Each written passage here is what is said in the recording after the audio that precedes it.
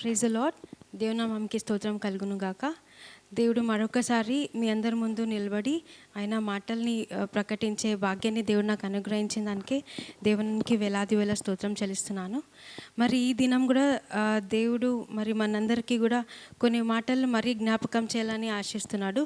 అంటే ఇవన్నీ మనము విన్న వాక్యాలే కానీ కూడా మరీ ఆయన ఏం గుర్తు చేయబడుతున్నాడని మనము ఈ దినం విందాము.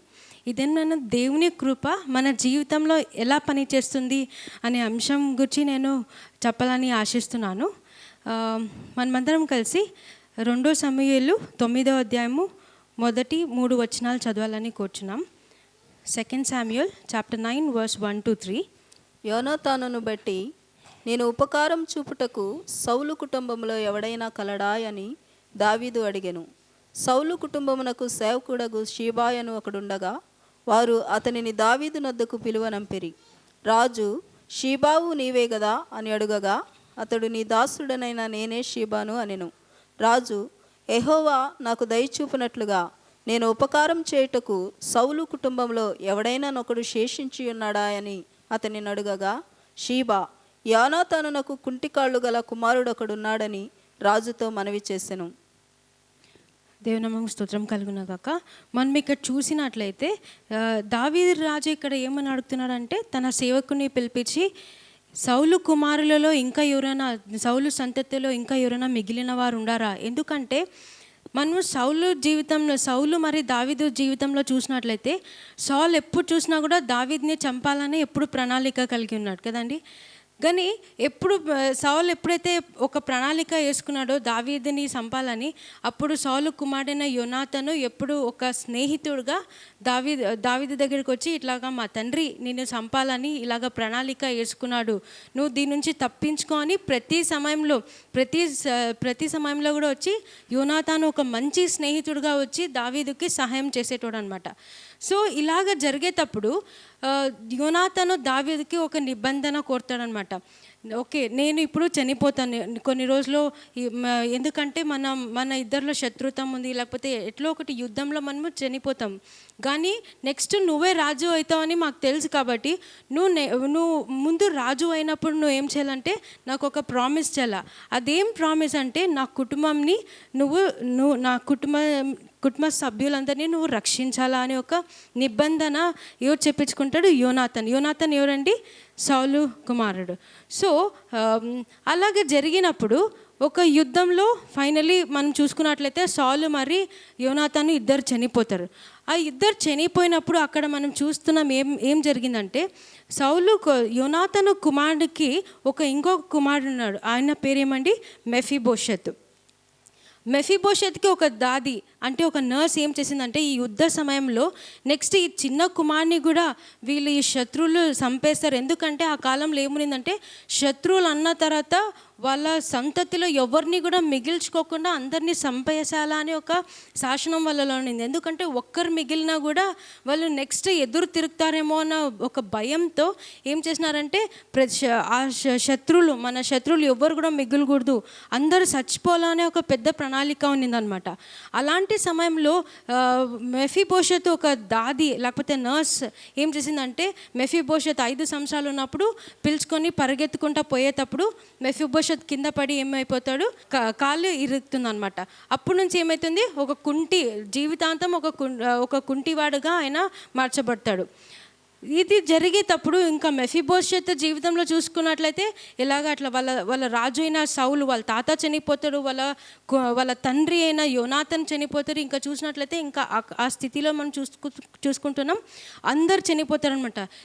మెఫీబోషెత్ ఒక జీవితం ఇక్కడ ఎలాగైందంటే ఒక ఒక కుమారుడుగా మెఫీబోషెత్ మిగిలిపోతాడు. ఇంకా అనాథగా ఉన్నప్పుడు మెఫీబోషెత్ ఎట్లా జీవితం మీరే ఒకసారి ఆలోచించండి. చాలా భయంకరంగా, ఎవరికి చెప్పుకోలేని పరిస్థితి, ప్లస్ ఎక్కడైనా పోయి పని చేసుకుందామంటే ఆ స్థితి కూడా లేదు. ఎందుకంటే కుంటివాడుగా ఉన్నాడు, ఎక్కడ పోయి ధైర్యంగా పని చేసుకోలేడు. సరే నా తాత రాజు, నేను ఒక రాజు వంశస్థుడిని అని గర్వకారణంగా ఎక్కడ కూడా పోయి చెప్పుకోలేడు అనమాట. ఎందుకంటే ఎవరికైనా తెలిసిందనుకో నేను ఒక శత్రువు ఒక కుమారుని అనేది ఎవరికైనా తెలిసిందంటే నన్ను కూడా వాళ్ళు మిగలనియరు, నన్ను కూడా చంపేస్తారు.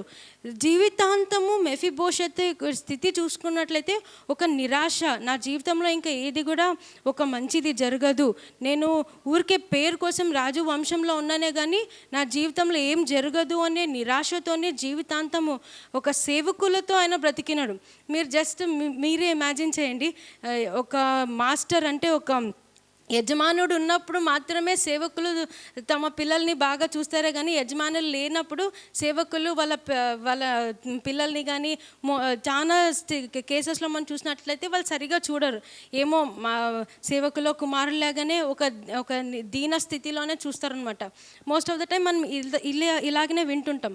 మెఫీబోషెత్ ఒక స్థితి కూడా ఇలాగనే ఉందన్నమాట. నిరాశలో ఎక్కడ వెళ్ళాలా, నెక్స్ట్ నా జీవితంలో ఏమైనా జరుగుతుందా అని ఏమి కూడా, వాళ్ళ తండ్రి మిగిల్చిన ఆస్తి కూడా ఏమి తెలియని స్థితిలో మెఫీబోషెత్ ఉన్నాడనమాట. ఇలాంటి స్థితిలో దావీదు ఎప్పుడైతే రాజు అయినాడో దావీదు యోనాతాన్కి చేసిన నిబంధన గుర్తుకొచ్చిందనమాట. ఏమి నిబంధన అంటే, నేను నీ యొక్క సంతతిని నేను కాపాడుతాను అన్న ఒక నిబంధన దావీదు గుర్తు చేసుకొని తన సేవకుల్ని పిలిపించి, మనం ఇక్కడ 1-3 వచనంలో మనం చూసినట్లయితే ఏమని చెప్తాడు, ఇంకా సౌలు సంతతిలో ఇంకా ఎవరైనా మిగిలి ఉన్నారా? దేవుడు నాకు చూపిన దేవుడు ఎన్నోసార్లు దావీద్ని కూడా తన శత్రువుల నుంచి తప్పించి ఎంతో కనికరం చూపించినాడు కదా, నేను ఈ కనికరంని నేను కూడా నిబంధన చేసిన యోనాతాను ఒక కుమారులకి నేను కూడా చూపించాలా అనే ఒక ఆశతో దావీదు తన సేవకుల్ని పిలిపించి ఎవరైనా ఇంకా మిగిలి ఉన్నారా అని పిలిపించినప్పుడు, అప్పుడు యోనాతాను ఒక సేవకుడు ఒక ఆయన వచ్చి ఏమంటున్నాడు, ఒక్క కుమారుడు మిగిలి ఉన్నాడు కానీ ఆ కుమారుడు కుంటివాడు. అంటే వీళ్ళు కూడా మిగిలి ఉన్నాడు కానీ దానికి కూడా పనికి రాడు, కుంటివాడు. ఇంకా ఒకవేళ కింగ్డమ్లో ఏదైనా పని కోసం పిలిపించుకున్నా కూడా కుంటివాడు ఏం చేయగలడండి? ఏం చేయలేరు. ఒక మూలలో మోస్ట్ ఆఫ్ ద టైం ఒక మూలలో కూర్చొని ఉంటాడు. సో అందుకే ఆ ఒక సేవకుడు ఏం డిస్క్రిప్షన్ ఇస్తున్నాడు, ఒక కుమారుడు ఉన్నాడు కానీ ఆయన కుంటివాడు. అయితే అక్కడ దావీదు కుంటివాడు కదా అని అక్కడ నెగ్లెక్ట్ చేయక ఏం చేశాడు, ఆ కుమారుడిని ఇక్కడ నా దగ్గరికి తీసుకొని రండి అని చెప్పినప్పుడు, అప్పుడు ఆయన ఏం చేస్తారంటే మెఫీబోషెత్ని వాళ్ళు పిలుచుకొని వస్తారనమాట. మెఫీబోషెత్ని పిలుచుకొని వచ్చినప్పుడు మెఫీబోషెత్ తర్వాత ఏం జరిగిందో మనం చూస్తామండి.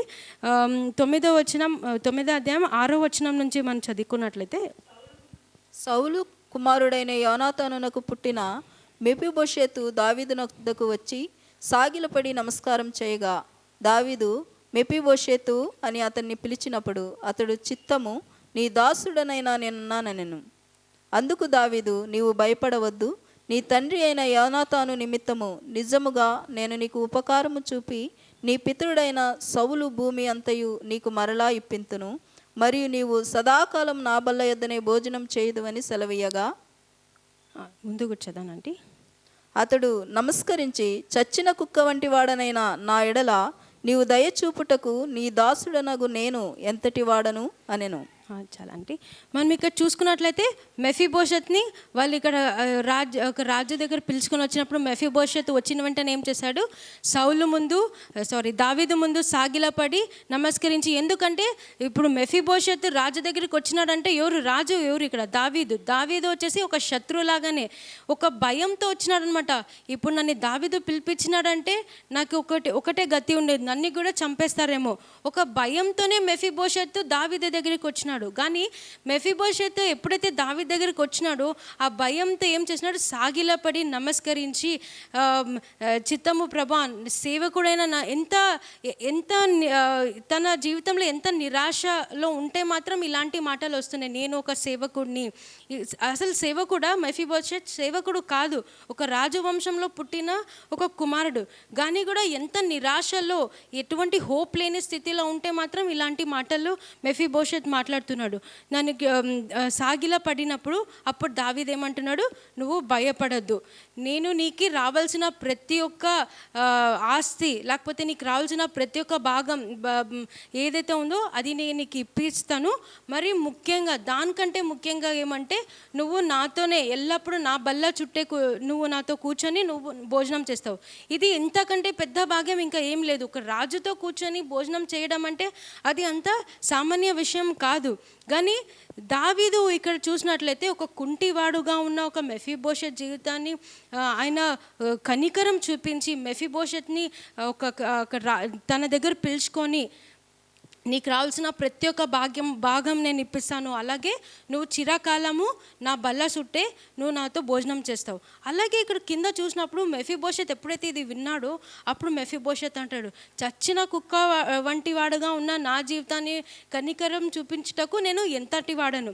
ఈ యొక్క వర్డ్ యూజ్ చేసినాడంటే నిజంగా తన ప్రీవియస్ ఒక డేస్లో చూసినట్లయితే నిజంగా ఒక చచ్చిన కుక్కలాగానే ఉన్నాడేమో. ఏమో సేవకులు కొంచెం వేస్తే తినుకుంటా ఏదో తన జీవితాన్ని అట్లా గడుపుతున్నాడేమో.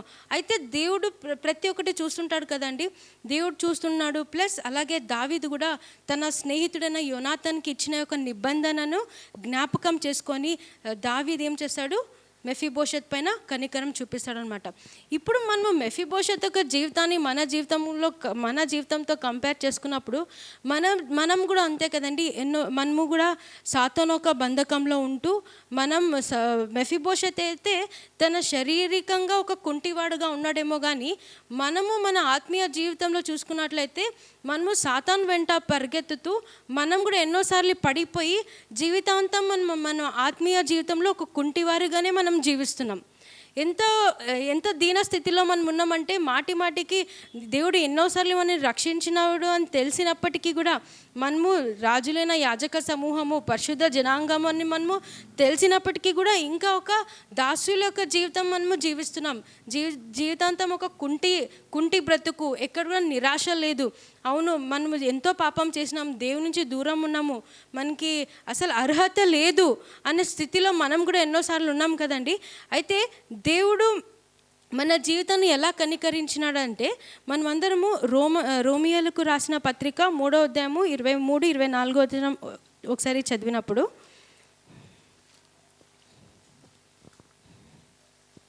రోమన్స్ చాప్టర్ 3 వర్స్ 23 and 24, అది అతనికి ఎంచబడినని కాగా 23 ఏ భేదము లేదు, అందరూ పాపం చేసి దేవుడు అనుగ్రహించు మహిమను పొందలేకపోతున్నారు. కాబట్టి నమ్మువారు ఆయన కృపచేతనే క్రీస్తు యేసునందలి విమోచనము ద్వారా ఉచితముగా నీతిమంతులమని తీర్చబడుచున్నారు. క్రీస్తు కృపచేత మనమందరము ఏ భేదం లేదు, మనమందరం కూడా ఈ లోకంలో ప్రతి ఒక్కరం కూడా ఏదో ఒకటి పాపం చేసి కుంటి జీవితం జీవిస్తూ మనం దేవుడి నుంచి దూరం అయినప్పుడు దేవుడు ఏం చేసినాడు, తన ఉచితమైన కృపతోనే దేవుడు మనల్ని ఏం చేసినాడు, నీతిమంతులుగా తీర్చినాడు. అక్కడైతే దావీదు తన సేవకుల్ని పిలిపించి యోనాతాను ఒక కుటుంబం గురించి అడిగితే, అయితే ప్రభు అయిన యేసుక్రీస్తు ఏం చేసినాడండి, ఎవరిని పంపించకుండా తానే ఒక కుమారుడిగా ఈ లోకంకి వచ్చి తప్పిపోయిన మన జీవితాలని, మరి కుంటి జీవితంగా ఉన్న మన జీవితాలని దేవుడు దర్శించి ఏం చేసినాడు, ఆయన మనల్ని ఉచితంగానే నీతిమంతులుగా మార్చాడు. ఈ కృప అనేది ఎంత అసలు మనము వర్ణింపజాలం, అసలు మనము అర్హులమా ఇంత కృప పొందుటకు. యాక్చువల్లీ భక్తులు ఈ యొక్క కృపని ఏమంటారంటే ఇంగ్లీష్లో అన్మెరిటెడ్ ఫేవర్ అంటారు. అన్మెరిటెడ్ ఫేవర్ని దీన్ని ట్రాన్స్లేట్ చేసినప్పుడు అది అన్యాయమైన ఉపకారం అంట. న్యాయంగా మనం చూసినట్లయితే ఈ ఉపకారం పొందుకోటకు మనకు అధికారం లేదు, బట్ ఇది అన్యాయం అయినప్పటికీ కూడా దేవుడు మన పట్ల ఉపకారం చేస్తున్నాడు. ఎందుకు, శాసనంలో లాస్లో ఉంది కదా, పాపంకి వచ్చే జీవితం మరణం. మనం చేసిన పాపముల నిమిత్తము మనకి రావాల్సినది ఏమండి, మరణం. అయితే ఆ మరణంకి బదులుగా దేవుడు ఇప్పుడు ఏమి ఇచ్చినాడు, మీరు మరణము పొందుటకు మీరు అధికారం లేదు, మీరు కృప పొందాలని దేవుడు ఏం చేసినాడు, ఒక అన్మెరిటెడ్ ఫేవర్, ఒక అన్యాయమైన కృపతో, ఒక అన్యాయమైన ఉపకారాలతో దేవుడు మనల్ని ఉచితంగానే నీతిమంతులుగా చేసినాడు. నీతిమంతులుగా చేసేది ఒకటే కాకుండా, ఎలాగైతే మెఫీబోషెత్ను దావీదు పిలిచి నువ్వు చిరకాలము నా బల్ల చుట్టే నువ్వు తింటావని ఎలాగైతే దావీదు మెఫీబోషెత్కి చెప్పినాడో, అదే వాగ్దానం దేవుడు మనకి కూడా ఇచ్చినాడు. అదేమంటే మనకందరికీ తెలిసిన వాక్యము ప్రకటన గ్రంథము 3వ అధ్యాయము 20వ వచనం ఏముందండి, రెవల్యూషన్ 3:20లో, ఇదిగో నేను తలుపు నొద్ద నిలుచుండి తట్టుచున్నాను, ఎవడైనను నా స్వరం విని తలుపు తీసిన ఎడల నేను అతని యొద్దకు వచ్చి అతనితో నేనును నాతో కూడా అతడును భోజనము చేయుదుము. ఇక్కడ చూస్తున్నాం, దేవుడే మన తలుపు వద్ద నిలబడి, దేవునికి తెలుసు మనము అర్హులము కాదు, మనము పాపపు బంధకంలోనే, కుంటి జీవితాంతము మనం ఇంకా కుంటి వాళ్ళమని తెలుసుకొని అదే పాపంలోనే ఉన్నామని దేవునికి తెలిసి కూడా దేవుడు ఏం చేసినాడు, తానై మన హృదయం దగ్గరికి వచ్చి దేవుడు ఏం చేస్తున్నాడు, తలుపు తట్టుతానే ఉన్నాడట. తలుపు తట్టుతానే ఉండి ఏమంటాడు, మీరు ఏం చేయాలా, కేవలం మీరు తలుపు తీస్తే చాలు, మీరు నాతో కూడా కూర్చొని మీరు భోజనం చేయొచ్చు. దేవుడు ఎంత భాగ్యం ఇచ్చినాడు కదా, కేవలం తలుపు తీయాలి. ఎలాగైతే మెఫీబోషెతు దేవుని సన్నిధానానికి వచ్చి సాగిల పడినాడు, ఇంకా నేను అర్హుడను కాదు, నేను ఈ యొక్క నాకు తెలుసు నాకు వచ్చేది, నేను శత్రువు కాబట్టి నాకు వచ్చేది మరణమే అని తెలుసుకొని కూడా ఎలాగైతే మెఫీబోషెతు దావీదు ఒక పాద సన్నిధిలో ఎలాగైతే సాగిలో పడినాడో, దేవుడు కూడా మనల్ని కోరేది అదే, మీరు కేవలం తలుపు తీస్తే చాలు, నేను మీతో పాటు కూర్చొని భోజనం చేస్తాం.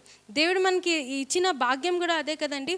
తను మనకి శరీరధారిగా వచ్చి తన శరీరంని, తన రక్తంని మనకు చిందించి ఆయన బల్లలో చేపెట్టే గొప్ప భాగ్యాన్ని, అసలు ఆయన బల్లలో చేపెడుతున్నామంటే మనం అసలు అర్హులము కాదు, మనలో ఎంతో పాపం ఉంది, ఎంతో కృంటి జీవితంతో జీవిస్తున్న మన జీవితం పట్ల ఆయన కనికరం చూపించి తానై వచ్చి ఒక సేవకుడిని పంపిలేదు, ఎవరినో ఒక ప్రవక్తను కూడా దేవుడు పంపిలేదు మనల్ని రక్షించుటకు. ఒక ప్రవక్త ఒక రక్తం కూడా కాకుండా తానే తన రక్తంను చిందించి మనల్ని ఉచితముగానే దేవుడు నీతిమంతులుగా మార్చి, ఒక అర్హత లేని కృపతో, ఒక అన్యాయమైన ఉపకారాలు దేవుడు మనకి అనుగ్రహించి, దేవుడు మనల్ని తన బల్ల చుట్టూ భోజనం చేసే, నిత్యము భోజనం చేసే భాగ్యం ఇచ్చినాడు. కాబట్టి దేవుడు చూపిన ఇంత కృపలను మనము ప్రతిదినం జ్ఞాపకం చేసుకుంటూ మనము ఆయన ఒక పాద సన్నిధిలో ఉంటూ ఆయన ఒక బల్లలో మనము పాల్గొందామండి. దేవుడి యొక్క మాటలు దీవించునుగాక. ఆమెన్.